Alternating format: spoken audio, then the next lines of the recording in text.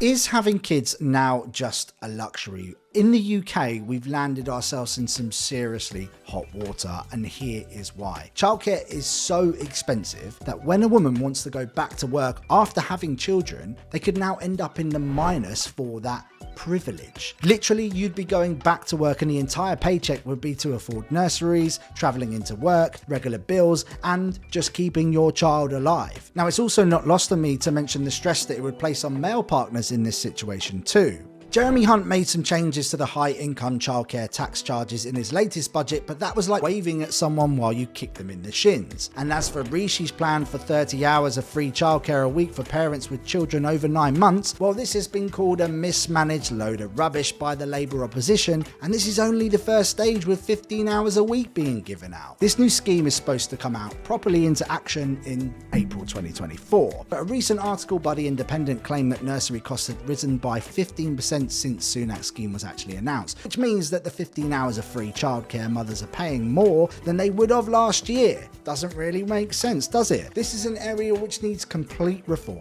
not a 10k bump in high income salary thresholds to hide the fact that your lead childcare policy is being grossly mismanaged. Now, I'm not here to constantly dunk on the government, so think about it like this. We've got a labour shortage, a talent shortage, and a stagnant economy in recession, and we've got thousands of talented women stuck at home because they can't afford to go back to work. Think about those words that I just said. They can't afford to go back to work, to get a job. So boys and girls, what are we going to do about it? Manpower's latest talent shortage survey report for 2024 reveals a widening skills gap in the UK, with cross-sector shortfalls reaching an 18-year high of 80%. A Labour MP recently said that this could be cut in half if we got more women back into the workplace. And a survey from Pregnant Then Screwed, I love that name by the way, said that 45.9% of parents in the UK with a child under the age of 5 said they had accrued debt or had to withdraw money from savings just to pay for childcare. A 30% jump from 35.2% last year. Now, the average nursery cost, according to the National Childbirth Trust, is round about £57 a day, so £285 a week. And that would also go up if you threw in after-school activities in there too, and that averages around £62 a week. So let's do some basic maths. The average UK salary is £35k, £2,300 a month net wage, £1,150 in nursery costs, £500 a month in baby costs, according to Money Helper, that's the average, £350 a work to travel to work, that's £2,000, which is 85% of your wage gone already, and we're not even factoring in anything for yourself or regular household bills. And then if you put a second child or a third child into the mix with after school clubs, different schedules, that means your 9 to 5 becomes pretty much unmanageable. And Houston, we have a problem. Houston,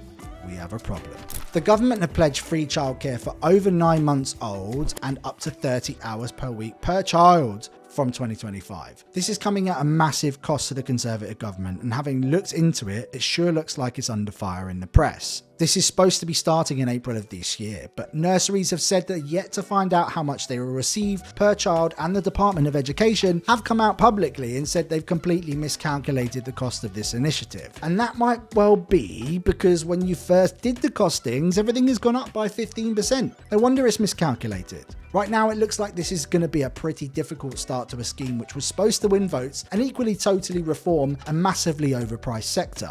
As we're likely to have a general election pretty soon, and with Labour ahead massively in the polls, this would leave an incoming Labour Party, if they won that election, having to take this all on or indeed look at wider reform. Here is what the current .gov website actually says about this. Currently, eligible working parents of 3 and 4-year-olds can access 30 hours of childcare support. From April 2024, eligible working parents of 2-year-olds will be able to access 15 hours of childcare support. From September 2024, 15 hours childcare support will be extended to eligible working parents with a child from 9 months old. From September 2025, support will reach 30 hours for eligible working parents with a child from 9 months old up to school age. Now, for those looking to apply and to find out more about the eligibility process, I'll leave a link in the description below. But where are we compared with other countries? Well, you guessed it, Not great. Other than Switzerland, the UK ranks extremely high for important metrics like overall costs of childcare and percentage of income going towards childcare. In France, they have free nurseries and a widely lauded preschool education system, which in my view is something we should try and lean towards and get ourselves closer to if we can. In Sweden, it's a max of 3% of your income, and they spend more on preschool education than their defence budgets. In the Netherlands, the employers contribute a third of costs, which helps to keep the overall costs down. Now, the UK has one of the most expensive childcare systems in Europe, but not just Europe, actually the entire world. We rank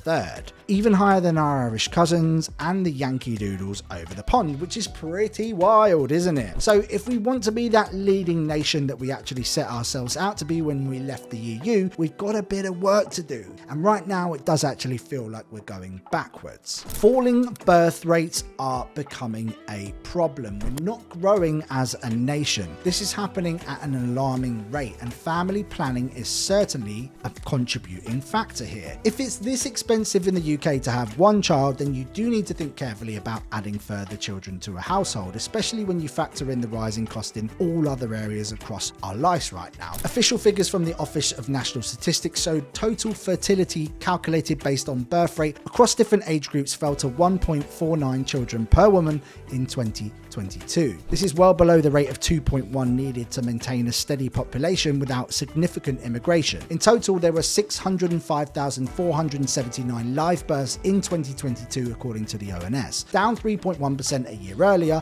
and the lowest number since 2002. Falling birth rates since 2010 have already prompted many schools to close across all areas of the UK, including central London. So you can see how these high costs are having an effect on the economy, but our school system and our nation overall. So I want to move on to the workplace and actually enjoying that job that you're going back to. Once you have that little bundle of joy, they do actually become the most important thing in your life. Who figures? You know, rightly so. This period can provide a chance to reset, reevaluate your options. Is that career really for me? And should I be pushing myself and doing something that I don't really want to do just to kind of pay my wage and, you know, end up in the minus? You've got to think about commuting, flexibility, support networks. It's not just about you anymore. You have a little human to think about too. I recently interviewed Elizabeth Willits from Investing for Women on my podcast, and one of the major stumbling blocks for returning back to the workplace is the lack of flexibility in working schedules. That and also a major lack in confidence having been out of the corporate loop for so long. There's not really much support there. What she's advocating for, and I think it's excellent, is job sharing. This provides flexibility to working mothers required to be across their family life, but also still wanting to contribute and still wanting to earn.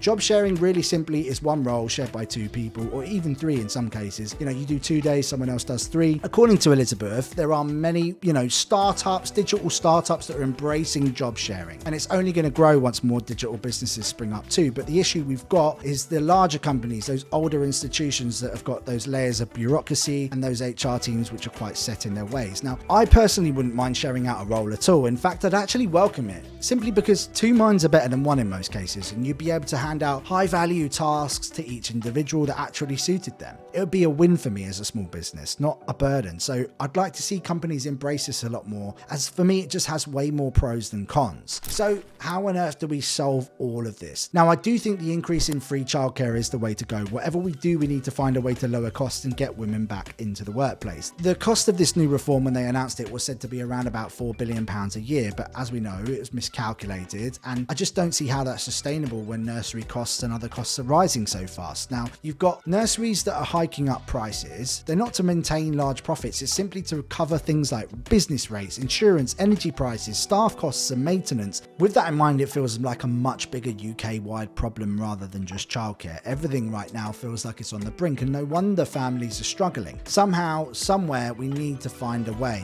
or what was once a growing nation is going to continue to contract, and we're going to continually struggle. But if you are struggling with money right now, then a budget is often a good place to find some extra cash. That's why I think you should check out our Budgeting for Beginners video coming up right now, and I'm going to see you over there, and hopefully we'll get your expenses working in the right direction and find you some extra money that you didn't know was there. So don't be shy. I'll see you over there on the next one.